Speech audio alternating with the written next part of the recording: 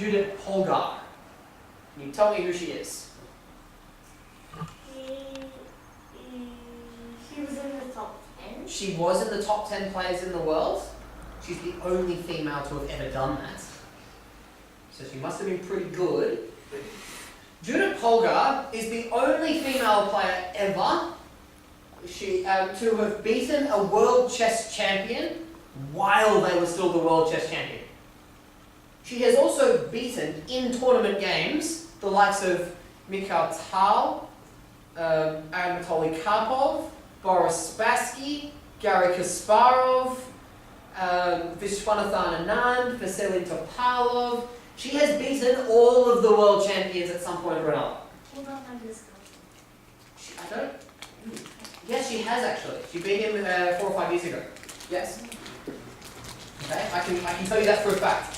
Judith Polgar has played and beaten all of the top players in the world at some point.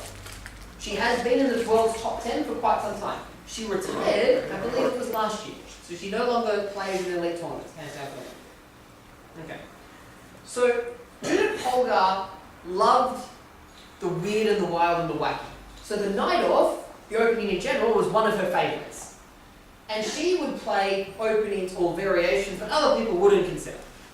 So what we're going to now quickly look at is the idea, the general positional idea of this opening. Let's take a step back from the tactics for just a moment and understand what both players are trying to achieve. Let's go forward to our main position. Okay. So, we'll play bishop e3 because that's the move that's played. Let's stop and understand. This opening is a fight for the center, just like any other opening. Obviously, it happens through different positions than you're normally used to. One of Black's main ideas is to attack this pawn on e4. To attack this pawn on e4, they often want to play the move d5. So e6, then d5. Or lots of pieces to attack this pawn. So the bishop will go to b7 and attack the pawn. The knight will go to d7 and c5 to attack the pawn. The knight on f6 already attacks the pawn. Not only that, but what's defending this pawn? The knight. So one of Black's main ideas is to go b5 to not only put the bishop there, but to play the move b4. Because what will the pawn do there? Attack the knight, which is defending the pawn. So everything that Black is doing is trying to undermine this pawn. We're going to push the knight away. We're going to attack it from multiple directions. We're going to do everything we can to attack that square. Now, is White going to sit by and watch that happen? No. Absolutely not. White is going to do everything he can to keep control of this, because as long as this pawn is here, White will have more space, more room to move. So, one of the main ways that White tries to remove the attack on this pawn might be to play at some point the move a3 to prevent the move b4, but more importantly, try and keep this knight away. Because if this knight's not here, then there's not as much pressure on the e-pawn. Now, what would we need to do to make this knight move? What would we need to attack it with? Yes? Which would be? A pawn. Which pawn's going to attack this knight? Yeah?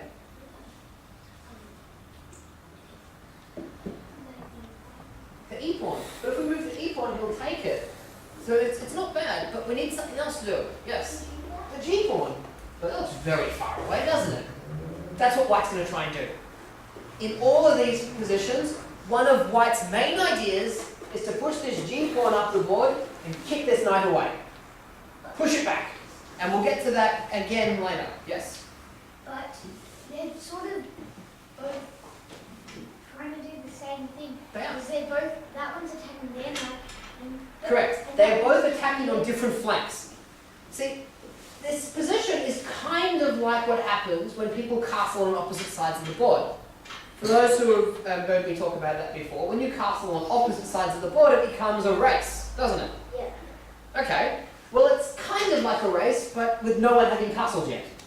Black's going to go this way, or in the way your eyes, Black is going to go this way, and White's going to go this way. Okay? At the same time. So, naturally, in this position, one of the most common moves is to play e6, one of. Yeah. There's a number of other moves that can be played, but e6 is one of the best moves. And in this position, the most straightforward move, not necessarily the best move, just a move, but the move that was most favoured by Judith Polgar was the immediate move g4. We now know why she's doing this. This is called the Hungarian attack, variation of the Najdorf. Now, why the Hungarian attack? Well, I'm going to give you a clue. Which country does Judith Polgar come from? Yes? Hungary. Absolutely. That's why it's how it happened. This was her favourite position. This was her favourite thing. She was from Hungary. It became known as the Hungarian attack. Now, the player she's played in this game was Alexei Shirov.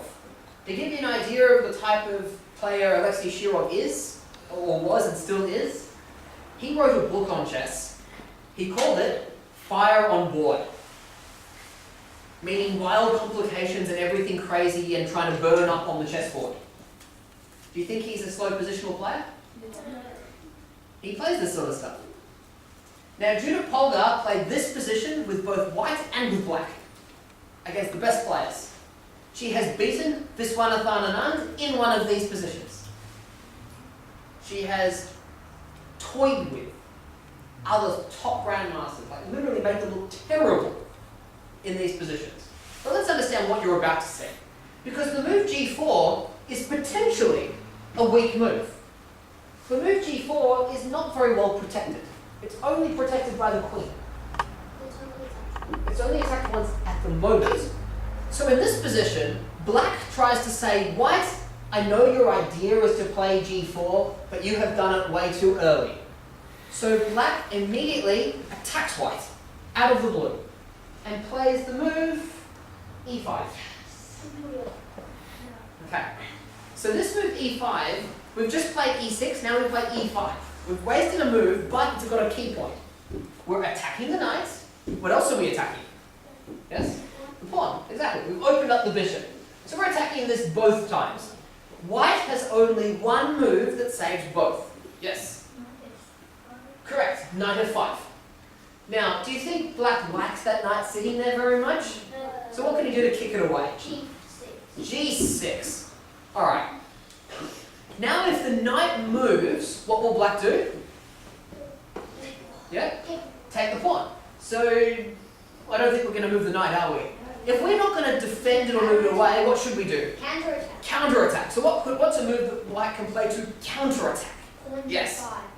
Yeah, yes? G4 to G5. Okay. So now everyone's attacking everyone. So black doesn't like white's knight, so white takes it. And the next move would be? Taking what? The knight. You're wrong. Take the pawn. Hang on. If you take the knight, then actually black will be very, very happy. Because if you take the knight, black is actually quite safe. You can just play bishop e6, you can take on e4. There's actually not many threats here. That was just a swap. The position is actually quite decent for black. Black's king can stay where it is. The pawn on d6 is defended by the bishop. We can take the pawn when it's safe to do so. It's not safe yet, because the knight will jump into d5 and create lots of threats. Not safe yet, but it will be soon. We can sit with our bishop on e6, we can bring our knight, and our knight can go and take the pawn, and that would be much safer. And suddenly, black's position is okay. So, what white decided to do, and what Judith Polgar did, was take the pawn and reach this position. And this is the position that you guys are going to get a little bit of a taste on now. Because this position is white. Now, this position is simple. I'll try and make it as simple as possible. If you are white, you are already a piece down. And yet, this position is equal. The real question is why? Because you have more development, you're attacking the knight. I'll give you a heads up. Don't take the knight too quickly. Okay? If you take the knight too quickly, you lose the potential to attack. Alright? You actually lose. Now, I could show you what the best move is, but I'm going to first show you what not to do and why not to do it. Do not, if you're black, try and save your knight. You think I'm kidding? You think I'm a piece up, I want to save my knight. If you save your knight, then this queen jumps into, whoops, not to g4, to h5. No, not this again. It doesn't allow you to. Let's see if that works. E takes f5, knight f7. Okay, so we would have to play queen to h5. Yeah, that's better. Good. Override. Queen h5. And suddenly we're attacking this pawn on f7, and it's not easy to defend it. Now, anyone want to suggest a move for black? Yeah? Resign. I don't want that to be.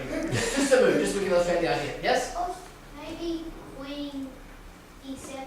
Okay, so let's try queen e7. That's decent. Let's try knight d5. Do you like your move? Let's go back. Okay, let's try something else. If we're black. Yep? Just knight c6. Okay, so let's play knight c6. That's a good idea. Now I'm going to play bishop c4. Scared? What's the threat? How are you going to stop it? Never. You're going to play queen e7 again? Tim, any ideas of marking queen e7? Not many, no. I think we're going to play queen e7, knight d5, and then resign with black, right? Okay. Oh, for a draw, no way. No. So, don't move your knight away. I know you're a piece down, don't move your knight away. You're a piece up, don't move your knight away. You're a piece down, don't take the knight too quickly. I had a practice game with this exact position a couple of days ago, and I can tell you, I was black.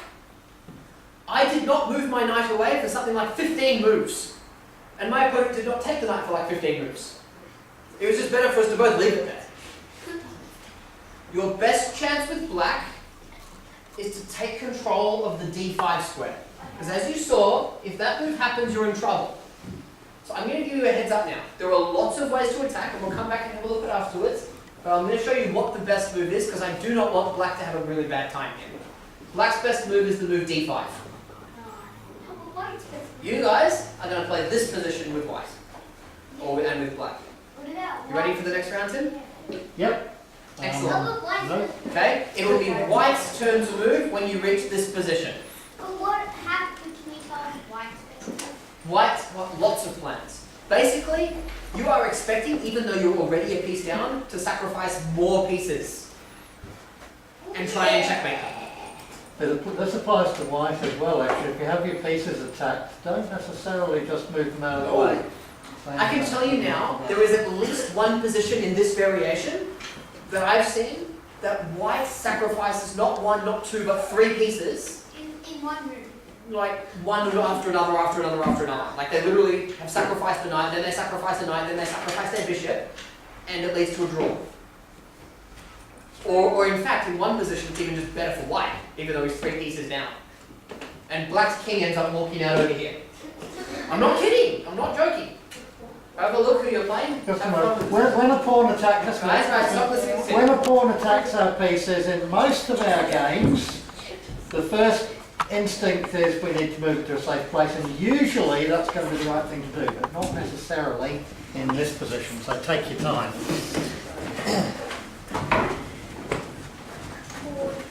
Really